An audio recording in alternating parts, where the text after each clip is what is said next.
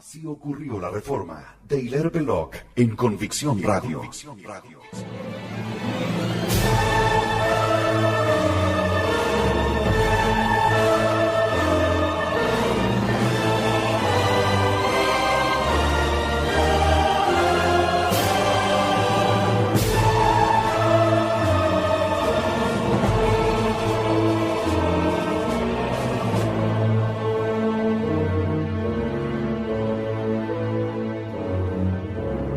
La reforma fue un levantamiento de los ricos contra los pobres. Esta máxima quizás sea lo que mejor resume la importante crónica contenida en este programa, que describe la fenomenología de la reforma de Lutero, Calvino y Enrique VIII, el comienzo del capitalismo y la legalización de la usura, considerada cada vez más como legítima, natural y hasta beneficiosa.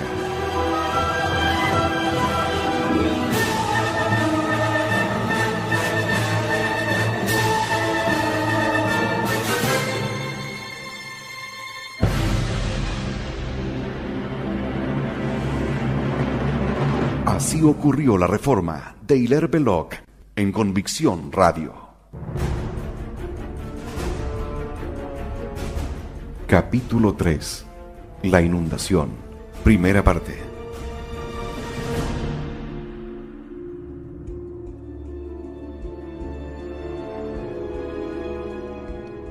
Al llegar los primeros años del siglo XVI, todo estaba preparado para una conmoción. Las fuerzas del descontento y la indignación que presionaban sobre las defensas de la unidad cristiana y el orden social por ella creado, se acumularon hasta sobrepasar el punto de ruptura. Bastaba una pequeña grieta en cualquier punto del dique para que todo se derrumbara. El toque final podría haberse producido en cualquier sitio. De hecho, llegó en forma inesperada a partir de un incidente provinciano que tuvo lugar en el estado alemán de Sajonia. Todo el mundo sabe que la reforma comenzó cuando Martín Lutero, en la víspera del Día de Todos los Santos de 1517, fijó en la puerta de una iglesia de la ciudad de Wittenberg, Alemania, ciertas protestas contra las indulgencias. La tradición marca ese momento como punto de partida, lo cual es exacto. Karlstadt fue el precursor, pero fue Lutero quien abrió el juego.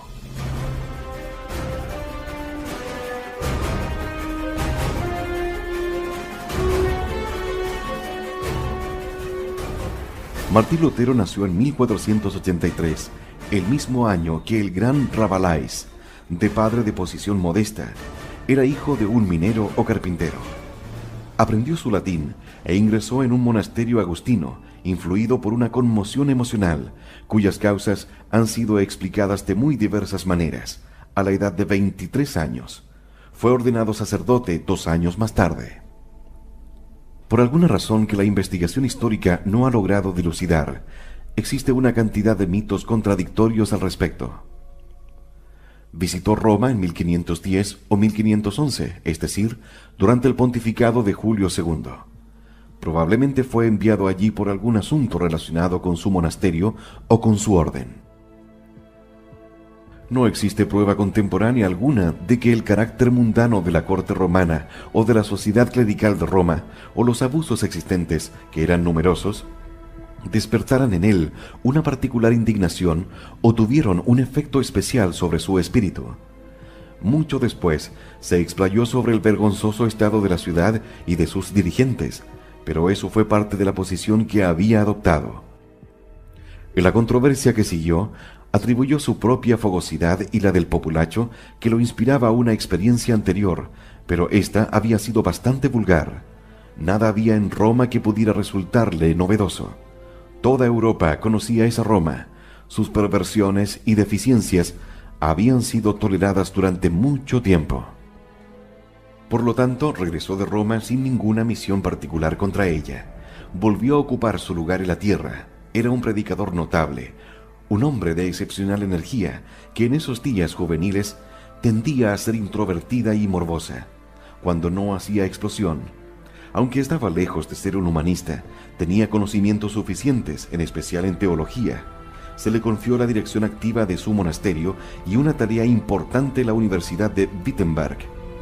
A los 35 años, Era ya un hombre de cierta importancia local entre los alemanes, nada comparable con lo que llegó a ser, pero ya tenía cierta influencia pueblerina. En esa situación estaba cuando desató, accidentalmente, la avalancha. Uno de los abusos de la época era el abuso de las indulgencias. No existían abusos doctrinales, salvo las exageraciones y la retórica de algunos predicadores, que sobre esta cuestión era ocasionalmente poco ortodoxa. El dogma de la Iglesia era el mismo que hoy. Los méritos de los santos, por autoridad de la Iglesia, pueden sernos aplicados no en remisión de nuestros pecados, sino de la pena correspondiente, con la condición de que realicemos luego de arrepentirnos de ellos un acto saludable. Pero en la práctica existía un condenable abuso. Por una parte, existía abuso en cuanto a la extensión de las indulgencias. Por la otra, un negligente descuido en cuanto a su objeto. Peor aún, la confusión, que no se corregía, entre la entrega de dinero como limosna y el pago de dinero en concepto de compra. Esta confusión era muy natural y debió dar origen a una extremada cautela de las autoridades al ejercitar su práctica. Lejos de ejercer este excepcional cuidado, su negligencia permitió que echara raíces la crasa superstición de que era posible comprar un alivio a las penalidades del pecado. Peor aún, es imposible leer las evidencias contemporáneas sin llegar a la conclusión de que una multitud de personas aceptaba la indulgencia como una remisión de sus pecados, como una absolución.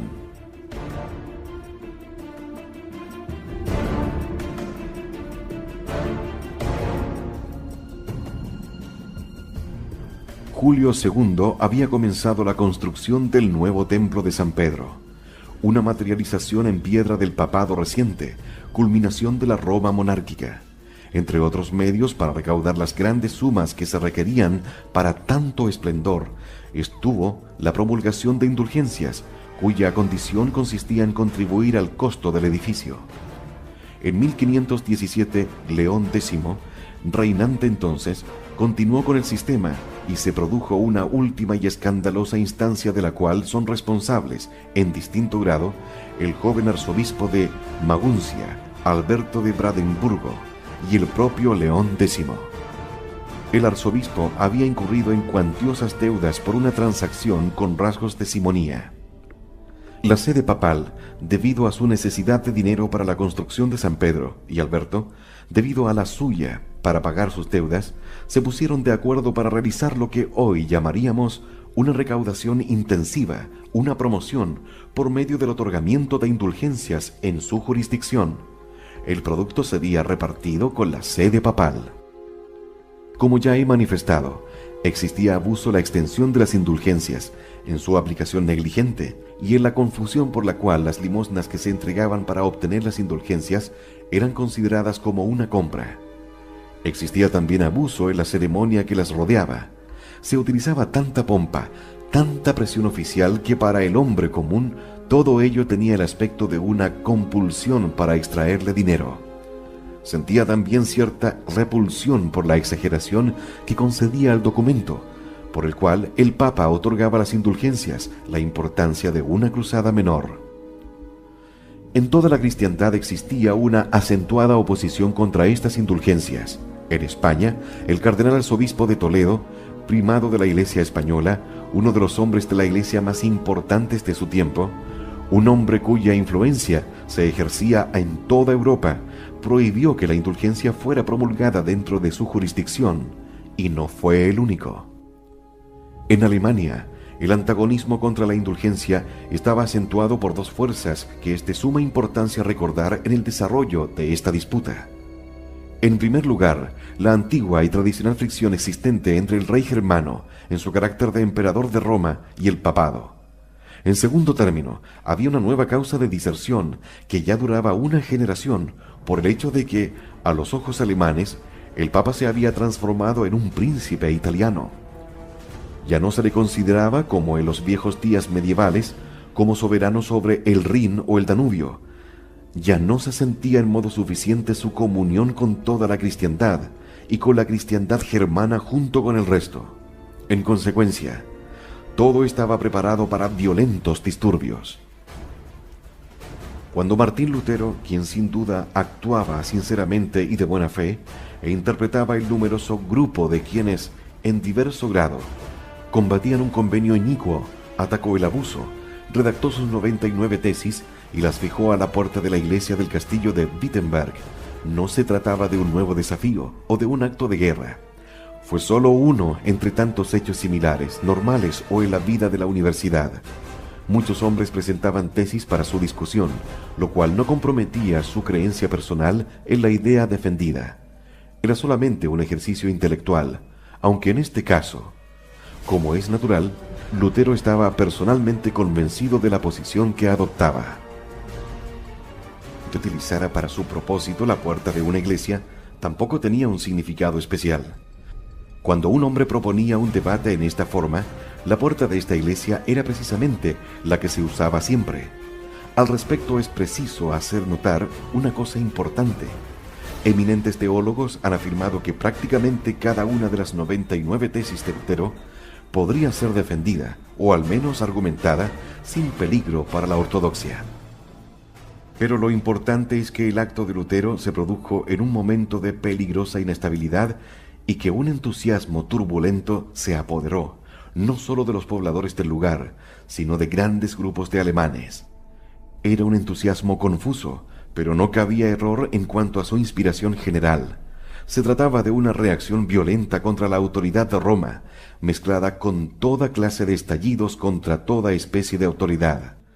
Los comienzos de un rezongo, que luego se convirtió en un rugido de los pobres contra los ricos. Entre los ricos, por su parte, eran los primeros incentivos para el ansiado saqueo de las riquezas de la iglesia. Los horrores iniciales de simples saqueadores y bandoleros que convocaban a sus similares contra la presa. Lo que este debatidor teológico había desatado no era una discusión teológica, era una revolución, uno más en la lista de paroxismos y accesos epilépticos que de cuando en cuando se abaten sobre la humanidad.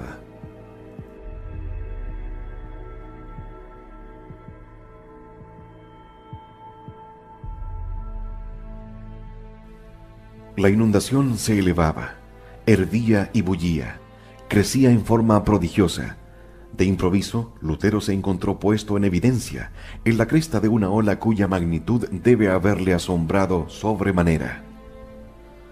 Como hemos visto, toda clase de fuerzas convergentes se habían unido para producir esa marea sísmica. El humanismo, el sentimiento racial germánico, el odio eterno contra la fe, la avaricia de los príncipes, señores y hacendados locales. En muchas comarcas, la vida relajada del clero, la conversión de la religión en un proceso mecánico, el escándalo dado por hombres de la jerarquía semejantes al arzobispo de Maguncia, causa inmediata del problema, la situación de una reforma de la cabeza y de los miembros de la Iglesia, en la cual venían insistiendo desde hacía más de 100 años algunas de las almas más nobles y aún todas las menos equilibradas de Europa. Roma oyó las noticias como el ruido de una tormenta grande pero remota, y al principio no le dio importancia. Se atribuye a León X, el papa reinante, una frase bastante probable, que se trataba de una simple disputa entre monjes, puesto que los dominicos se encargaban de la dispensación de las indulgencias, y los agustinos, a los que pertenecía Lutero, estaban ofendidos por el privilegio. Pero muy pronto se comprendió la verdadera situación. En el verano siguiente, de 1518, Lutero fue llamado a Roma. Lutero, pues, recibió la convocatoria de Roma en el verano de 1518. No concurrió, pero debe tenerse en cuenta que aún no existía en él una rebelión personal. Tan solo alegó como pretexto de su mala salud y otros similares, para que se le dispensara de efectuar el viaje. Lejos de encabezarlo, Lutero quedó rezagado en el furioso torrente que había desatado involuntariamente. No estaba preparado para esto y estaba aterrorizado. Las autoridades aprovecharon estas vacilaciones del hombre cuyo nombre ya se empleaba como rótulo de la nueva anarquía. La irritación acumulada en todos los estados alemanes, incluidos los cantones suizos, contra el poder político papal y contra sus impuestos, acoplada a un ya existente sentimiento vago de diferenciación casi nacional, exigió que la confrontación de Lutero en sus opositores se efectuara en su país. No se deseaba que las decisiones se efectuaran en una corte lejana, que muchos habían comenzado a considerar más italiana que universal.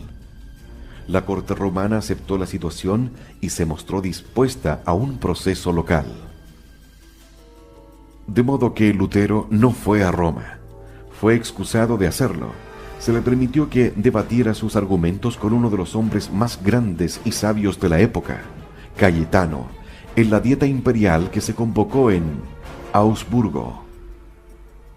Existe una ironía histórica en el hecho de que la dieta convocada para ese año 1518 tenía por objeto persuadir al emperador y a los príncipes del norte de que organizaran una cruzada contra la grave amenaza del islamismo, tan próximo hasta Oriente y que, antes de 7 años, iba a obtener una victoria tan enorme que pondría en peligro a todo Occidente.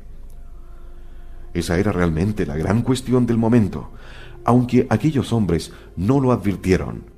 Tal como resultaron los hechos, la dieta convocada en Augsburgo se recuerda por lo que aparentaba ser un asunto de mucho menor importancia, la disputa de Lutero. Y los historiadores modernos han perpetuado esa falsa perspectiva. Prácticamente ignoran el factor internacional del Islam en esa época, que era abrumador.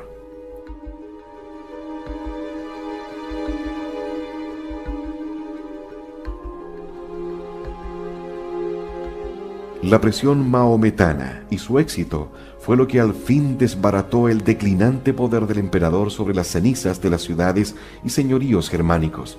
Le imposibilitó de actuar contra la disolución de la sociedad y permitió que la ruptura religiosa alcanzara toda su extensión. En la disputa de Augsburgo, Lutero se sintió ofendido. Sus oponentes no lo trataron con rudeza. La rudeza estuvo toda de su parte. Pero las cosas se volvieron en su contra y se le hizo aparecer como un tonto. Durante un agudo interrogatorio negó, por ejemplo, la autoridad de un concilio general que era la carta de triunfo que iba a jugar contra el papado. Hacía un año que se había desatado la tormenta, pero aún no existía ni siquiera un esbozo de una nueva sociedad. Ningún hombre viviente podía soñar con la inminente desunión de la cristiandad. Al iniciarse la primavera del año siguiente, 1519, Lutero seguía aún haciendo protestas de catolicismo e incluyendo en una carta personal solemnísimos juramentos sobre su devoción a la Santa Sede, protesta que no podemos dejar de considerar perfectamente sincera.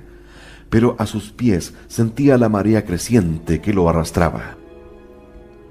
Una conferencia que se reunió en Leipzig, más avanzada ese año, fue lo que finalmente le separó de la unidad y colocó permanentemente su ya famoso nombre al frente de la rebelión. Retornó de esa conferencia, amargado contra sus enemigos oficiales, a la vez que, inspirado por un sentimiento de triunfo popular, de todas partes llovía sobre él un apoyo sumamente amplio y explícito.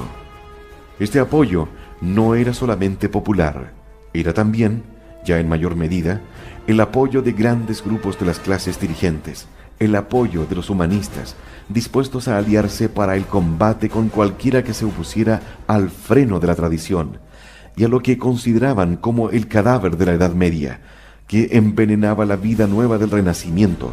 Sobre todo, era el apoyo de los príncipes locales, y por debajo de ellos, del enjambre de la nobleza menor.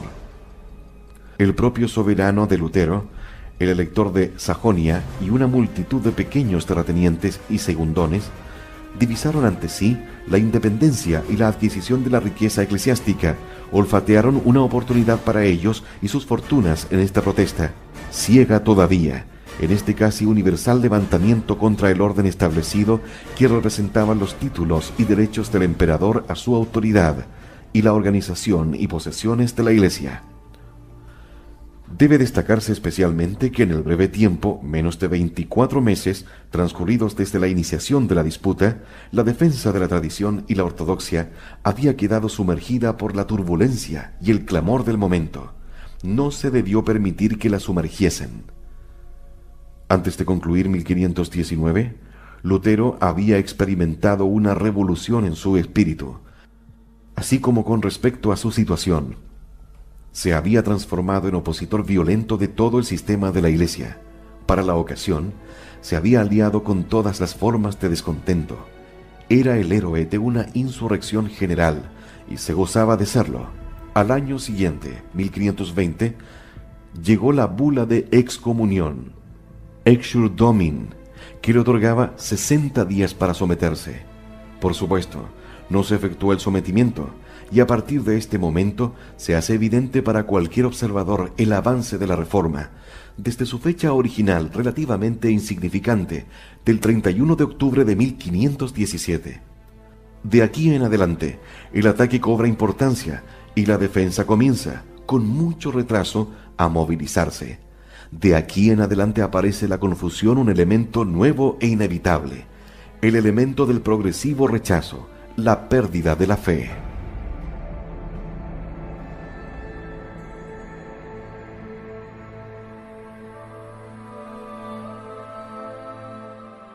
El cantón germano suizo de Zúrich ya había acudido en apoyo del movimiento principal. Allí, Zwinglio, un sacerdote de suficiente ortodoxia hasta entonces, que había disfrutado de una asignación papal durante muchos meses. Posteriormente al primer paso de Lutero, un hombre que, a diferencia de Lutero, estaba altamente situado en el mundo de la erudición, que había predicado contra la indulgencia, con el apoyo del arzobispo de Constanza, se manifestó, con mucho mayor lógica y claridad que Lutero, como un revolucionario doctrinal. Zwinglio procuró lo que fue la primera aceptación oficial de nuevas doctrinas. Esta nueva jugada a punto de ser efectuada por Zwinglio, cuya cabeza era más clara que la de Lutero, fue relacionada de inmediato con la agitación luterana por su comunidad en la resistencia contra la autoridad tradicional. Por supuesto que Zwinglio, al igual que Lutero, no fue el creador de su movimiento, no fue sino un síntoma, un signo del estallido de la protesta universal, no su autor. Pero la entereza de sus secuaces es significativa. El gobierno del cantón se apoderó de las propiedades de la iglesia y autorizó por decreto el matrimonio de los sacerdotes. En 1522, Zwinglio enunció el principio de que la Biblia, privadamente interpretada, era la única autoridad en doctrina. Negó también que existiera misterio alguno en la Eucaristía. Para 1525 la misa había sido extirpada en Zúrich y su desaparición fue precedida por violentos actos de iconoclasia cometidos por los montañeses contra la herencia de belleza que sus antepasados le dejaron como guía. Esta hermosura estaba relacionada con la iglesia oficial y debía desaparecer. Esta fue la primera de esas bárbaras destrucciones que durante muchos siglos fue seguida por muchas otras, que arruinarían el arte en Escocia, mutilarían el de Francia, el de Rin y los Países Bajos, que asesinarían nuestra riqueza ancestral de piedra viva. Lo que siguió luego en toda Alemania, con su masa inorgánica y disociada de pequeños señoríos, ciudades independientes y cuasi independientes, presididas por un vago poder imperial, fue, de acuerdo a mi comparación, un torrente de agua informe y violento, como el que se derrama por un dique roto. Los tres rasgos principales de la inundación de toda Germania, inmediatamente después de la rotura del dique, fueron los siguientes. Ante todo, el punto mencionado anteriormente, una fuerza motriz que era, en esencia, anticlerical, una fuerza impersonal, una turba manejada desde distintos ángulos, nobleza grande y pequeña, gente común, burgueses sobrecargados de impuestos clericales, muchos monjes y sacerdotes descontentos sin vocación verdadera. Se precipitó contra el organismo del clero, contra el Papa, como cabeza y símbolo de ese clero, es decir, de un orden distinto dentro de la sociedad, privilegiado, rico y en posesión de poderes sacramentales. Todo lo que ocurrió en los primitivos movimientos luteranos converge en esta reacción contra el poder clerical. Toda clase de doctrinas y costumbres conectadas únicamente por el eslabón común de representar un poder clerical, la confesión, la consagración, las donaciones, las limosnas y junto con ellas las buenas obras, en especial las limosnas en sufragio de los muertos, que el clero podía convertir, en forma particularmente valiosa en misas.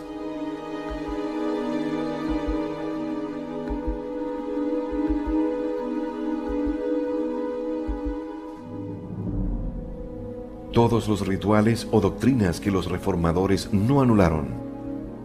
Las doctrinas de la encarnación y redención, la plegaria en común en las iglesias, la inmortalidad, la simple práctica de una Eucaristía despojada de su calidad trascendental, la autoridad de la Escritura, lo fueron por tener un rasgo en común, que el laicado podía continuar realizando esas prácticas y sosteniendo esas doctrinas sin conservar el sacerdocio. El movimiento no era racionalista. Para un racionalista, la idea de que un obscuro campesino sirio fuera el omnipotente creador de todas las cosas es muchísimo más absurda de que puede serlo el misterio de cualquier rito. No obstante, para aquellos innumerables rebeldes, la divinidad de Cristo permaneció incuestionada. Como sabemos, las doctrinas católicas conservadas, especialmente la doctrina raigal de la encarnación, irían desapareciendo a su vez. Su influencia hoy sobre el hombre moderno, fuera de la Iglesia católica, no merece tenerse en cuenta, pero los hombres de aquella época todavía no pensaban en eliminarlas. De lo que deseaban desprenderse era del derecho sacerdotal, y lo deseaban con pasión, a causa de los abusos sacerdotales. Para explicar esta pasión, debe recordarse que el clero no era tan solo un cuerpo que pretendía una autoridad que podía aceptarse o rechazarse.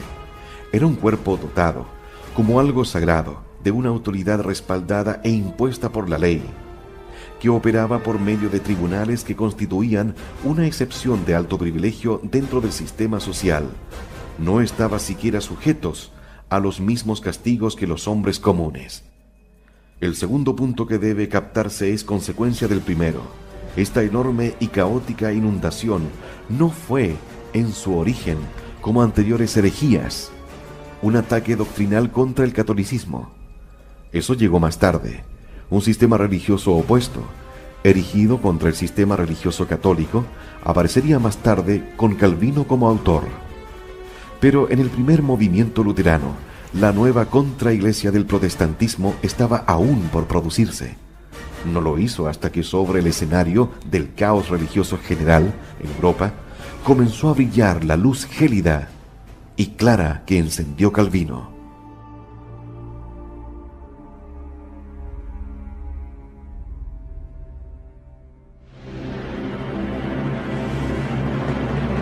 Así ocurrió la Reforma de Hilaire Belloc en Convicción Radio. Siempre por la verdad. Al llegar los primeros años del siglo XVI, todo estaba preparado para una conmoción. Las fuerzas del descontento y la indignación que presionaban sobre las defensas de la unidad cristiana y el orden social por ella creado, se acumularon hasta sobrepasar el punto de ruptura. Bastaba una pequeña grieta en cualquier punto del dique para que todo se derrumbara. El toque final podría haberse producido en cualquier sitio. De hecho, llegó en forma inesperada a partir de un incidente provinciano que tuvo lugar en el estado alemán de Sajonia. Todo el mundo sabe que la Reforma comenzó cuando Martín Lutero, en la víspera del Día de Todos los Santos de 1517, así ocurrió la Reforma de Hilaire Belloc en Convicción Radio.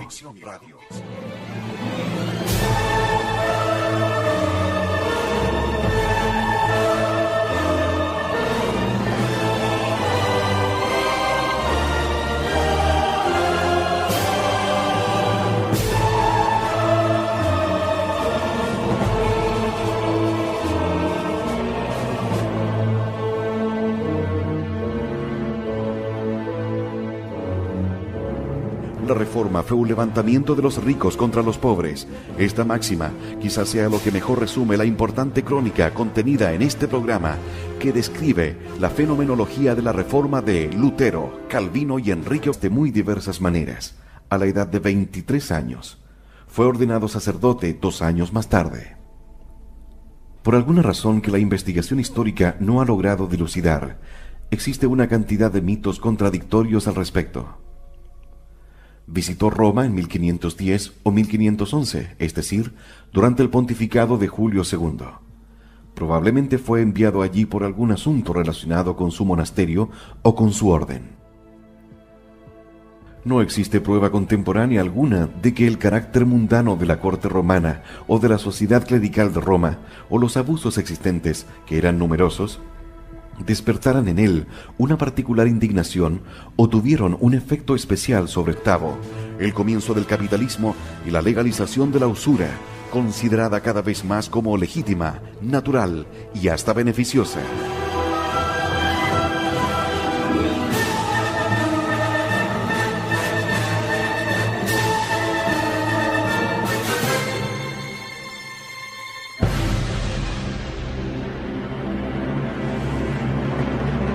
Así ocurrió la reforma de Hilaire Belloc en Convicción Radio. Capítulo 3. La inundación. Primera parte.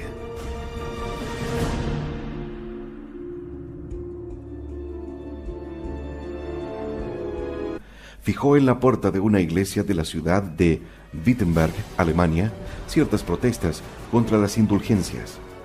La tradición marca ese momento como punto de partida, lo cual es exacto. Karlstadt fue el precursor, pero fue Lutero quien abrió el juego.